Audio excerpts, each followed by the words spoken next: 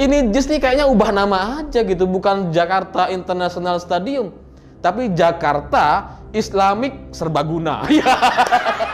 Malu nggak tuh Nis? Kena skakmat Denny Siregar. JIS emang sudah standar untuk sholat id, bukan standar FIFA atau PSSI. JIS emang sarangnya kadrun. Halo, selamat datang di channel Media 45. Ya lucu aja ngeliat Anies mengajak warga-warga sekitar untuk di Jakarta untuk bersama-sama sholat di JIS gitu ya. Ada datang dari mana-mana, udah kayak 212. Karena sebelumnya titik perkumpulan orang-orang umat 212 atau para pendukung Anies Baswedan itu kan di Monas biasanya. Anies bukan membangun sarana olahraga, tapi membelokkan fungsi bangunan dan lokasi yang dibiayai oleh mayoritas. Biayanya mayoritas oleh pemerintah pusat itu menjadi sarana keperluan branding pribadinya. Dan kalau dikaitkan dengan Pilpres, ya namanya kampanye. Pegiat media sosial Denny Siregar memberikan pandangannya soal Jakarta International Stadium atau JIS yang tidak sesuai standar. Lewat akun Twitter pribadinya, Denny menyebut sambil menyindir Anies bahwasanya JIS tidak seperti yang banyak dikatakan orang tidak memiliki standar. Menurut Denny, JIS sudah sesuai standar, tapi bukan standar sebagai stadion untuk olahraga, tapi standar sebagai tempat sholat id. Memang, Jakarta International Stadium atau JIS merupakan stadion sepak bola terbesar Indonesia yang terletak di Jakarta Utara. Sudah kurang lebih 1 tahun sejak peresmiannya, JIS telah beberapa kali digunakan sebagai tempat diselenggarakannya berbagai acara atau kegiatan. Salah satunya adalah sholat id. Memang saat ini JIS belum cocok untuk event olahraga karena banyak kekurangan dan masih belum bisa memenuhi standar PSSI dan FIFA. Bahkan Ketum PSSI Erick Thohir akan meninjau ulang JIS untuk menilai apakah stadion tersebut layak jadi venue. Erick mengungkapkan bahwa sebelumnya ada sejumlah catatan yang diberikan FIFA ke JIS saat stadion menjadi opsi venue Piala Dunia U20. Salah satunya, kata Erick, adalah akses penonton yang terbatas. Padahal menurut Erick, akses penonton merupakan hal yang penting sebab hal itu terkait dengan keselamatan penonton. Inilah bukti bahwa Anies tidak becus bekerja adalah soal JIS. Bangunan ini sempat dibanggakan Anies dan menjadi ajang pencitraannya. Kira-kira gitu lah ya. Dan JIS ini seolah jeripayah tunggalnya Anies. Padahal melibatkan 5 gubernur terdahulu dan 11 tahun dari mulai perencanaan. Bahkan awal-awal dibangun, Anies langsung menggunakannya untuk sholat Idul Adha. Terlihat bahwa Anies memang bapak politik identitas. Tentu saja para kaum kadrun sangat menyukai hal ini. Sejak awal PSSI sudah meragukan kualitas JIS yang belum memenuhi standar. Ini artinya Anies asal bangun hanya demi pencitraan. Tapi ternyata apa yang disampaikan PSSI, Anies cuek. Terus saja pencitraan demi menyenangkan para kadrun. Publik yang pernah merasakan masuk JIS sangat kecewa. Masalah fasilitas yang seadanya masih tidak layak dan tidak nyaman untuk mengadakan kegiatan. Jangankan konser, acara sepak bola bertaraf nasional saja tidak layak. Pagar pembatas pun pernah jebol dan jadi viral. Tapi lagi-lagi Anies gak ambil pusing, yang penting pencitraan terus. Anies memang asal bangun saja. Mungkin dia berpikir bahwa dengan membangun JIS maka citra dirinya akan jadi naik. Padahal makin bobrok dan terbukti jika memang Anies gak bisa kerja. Cuma omong doang, banyak bacot dan tak punya malu karena masih maksa mau jadi presiden. Sungguh bego dan dungu sekali orang-orang yang mau milih Anies. Dan ada pun orang-orang yang mengaku pintar dan memilih Anies, sejatinya mereka itu ingin melihat negara ini hancur kok. Memilih orang yang hanya ingin merusak negara saja. Sudah tepat memang kalau JIS ini cocok untuk sarang kadrun, untuk melakukan kegiatan ibadah jualan agama. JIS ini cocoknya untuk arena demo para kadrun. Jadi mending mereka ditampung di sini untuk demo.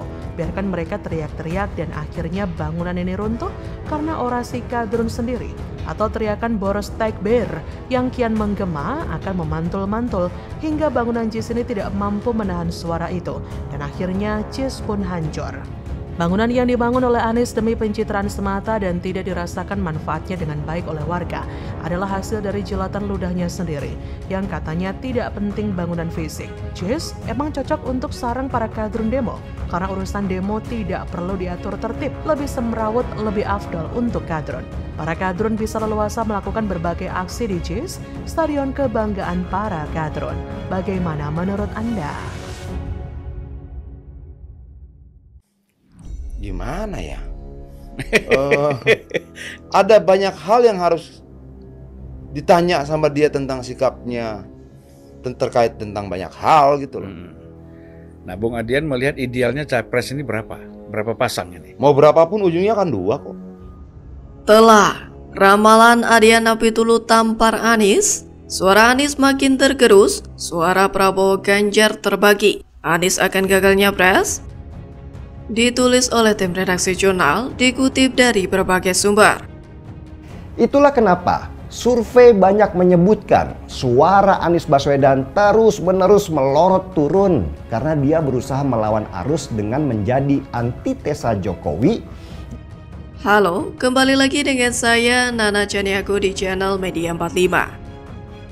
Politikus PDI Perjuangan Adian Napitulu mengungkapkan peta bakal calon presiden di Pilpres 2024. Adian menganggap suara Anies Baswedan akan tergerus dibanding rivalnya, yakni Ganjar Pranowo maupun Prabowo Subianto. Dilansir dari Detik News, awalnya Adian ditanya terkait Pilpres 2024 berpotensi cuma ada 2 pasangan calon.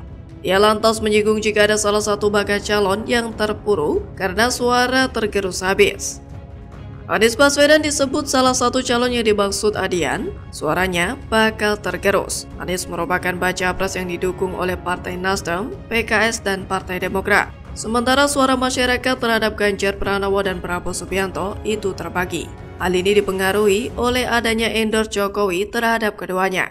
Dia lantas juga mengaitkan analisanya tersebut dengan mimpi Ketua Majelis Tinggi Partai Demokrat, Susilo Bambang Yudhoyono. Dia menegaskan lebih percaya kalkulasinya ketimbang menafsirkan sebuah mimpi. Adian juga mengaku memiliki kalkulasi mengenai kemana dukungan Partai Demokrat akan berlabuh nantinya, namun dia enggan membeberkan hal tersebut. Memang seperti yang diketahui, elektabilitas Anies masih jauh di bawah Ganjar dan Prabowo. Bahkan, elektabilitas Anies tidak berkembang dan semakin anjlok semenjak dideklarasikan sebagai baca pres Nasdem. Bagian saat ditanya terkait arah dukungan capres, Presiden Joko Widodo juga dengan tegas menjawab akan memilih Ganjar Pranowo. Ini menandakan jika Ganjar akan memiliki peluang lebih banyak menang daripada Anies maupun Prabowo. Ya, survei memang tidak 100% tepat akurat, tapi semoga saja itu benar. Semoga ini adalah tanda bahwa memang Anies tidak diterima mayoritas rakyat Indonesia. Jangankan membawa berkah kepada partai pengusung, untuk mengangkat popularitasnya sendiri pun tertatih-tatih, Anies berusaha dengan keras.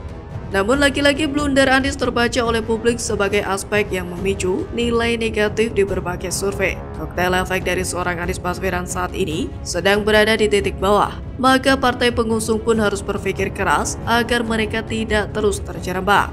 Namun jika dilihat, memang ada pola yang berkaitan antara kepuasan publik terhadap kinerja Presiden Joko Widodo dengan elektabilitas ketiganya. Khususnya untuk Anies, elektabilitasnya akan menurun ketika tren kepuasan Jokowi itu meningkat. Wajar jika suara Anies Baswedan mengalami penurunan, karena selama ini Anies dianggap sebagai antitesa Jokowi. Selain itu, dia itu berhubungan baik dengan Rizik. Ini cukup jadi alarm buat Indonesia. Belum lagi isu utang yang katanya bukan utang. Sebuah pertaruhan yang mengerikan, bukan? Tidak ada kepastian bakal menang pilkada, tapi nekat berurusan dengan uang 50 miliar. Kalian bisa bayangkan sendiri betapa masifnya kelompok-kelompok di belakang Anies itu. Tidak ada makan siang gratis dalam politik. Camkan itu baik-baik. Negara ini memang sedang dalam incaran kelompok besar yang ingin menguasai. Begitu jagoan mereka menang pilpres, mereka bebas dan bisa pesta besar. Tapi mereka takut ketahuan. Mereka tidak ingin diketahui. Mereka ingin jagoannya dipersepsikan bersih dan tidak ada yang menungganginya. Begitu menang pilpres, ujung-ujungnya bakal ketahuan juga kan? Mirip dengan skenario Pilkada DKI Jakarta, seiring berjalannya waktu, satu persatu bau busuk mulai tercium.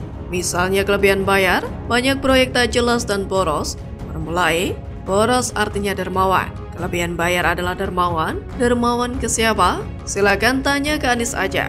Ia bisa jawab, tapi mungkin tak akan mau jawab. Jadi, bagaimana menurut Anda?